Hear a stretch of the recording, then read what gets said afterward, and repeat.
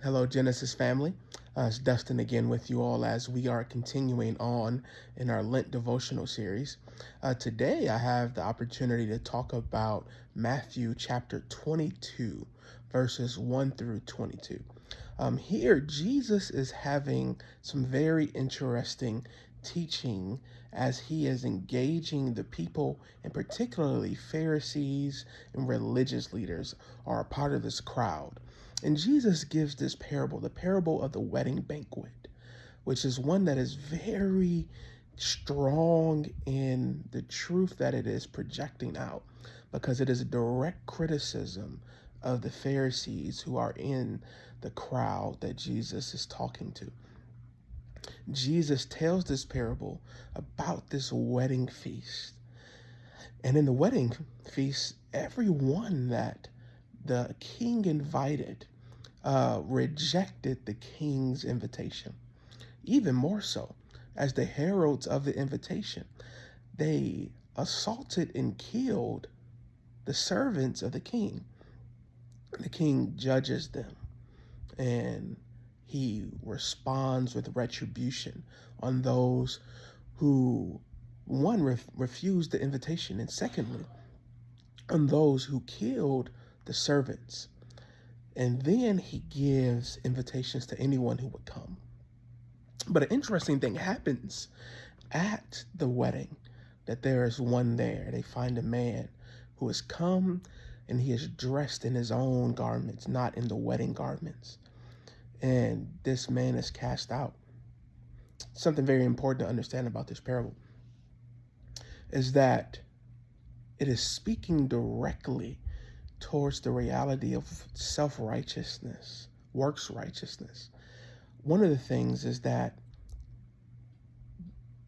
those who rejected the wedding felt that they did not need to participate. They didn't value the king. They didn't value the king's son. And they didn't want to be a part of that gathering, that they had their own things that they wanted to be occupied with. But interestingly, when the wedding finally happens and the invitation gets opened up to those who are outside of the initial invitation party, that there still ends up being a man showing up. And when that man showed up, he does not have the traditional provided garments for the wedding. This is a direct illustration to describe our works righteousness. That what happens is that God provides everything in the process of redemption and restoration of his people. We have the opportunity to receive that or reject that. But one thing is sure, that if we reject it, that we do not have the ability to try to show up in our own garments of righteousness and to believe that God will receive what we have. That all we are and all we have is nothing but filthy rags before God. No matter how much I try to dress it up, make it look nice, that is still filthy rags. That my heart is poured out in evidence of my inability to live up to God's standard. That I can try to make it look good on the outside, but God knows my heart. He knows what's in here. He knows what my thoughts are. He knows what my motivations are. It is impossible for me to pretend otherwise.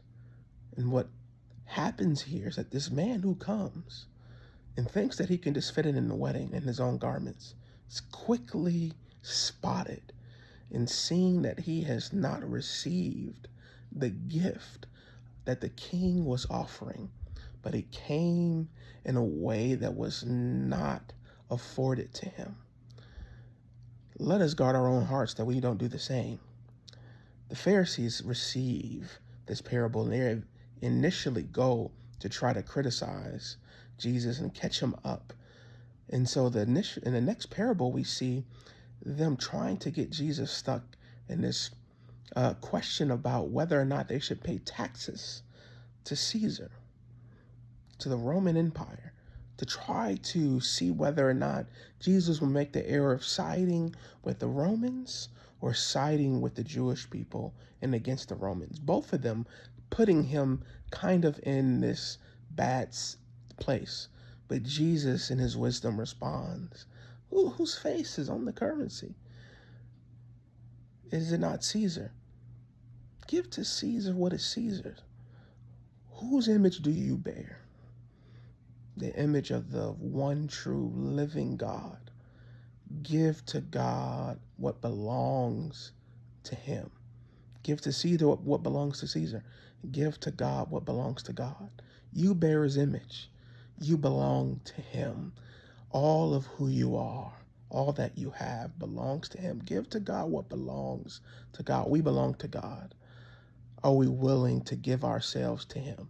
Are we willing to receive the gift of his salvation, his grace, his mercy that he has freely offered us through his son Jesus?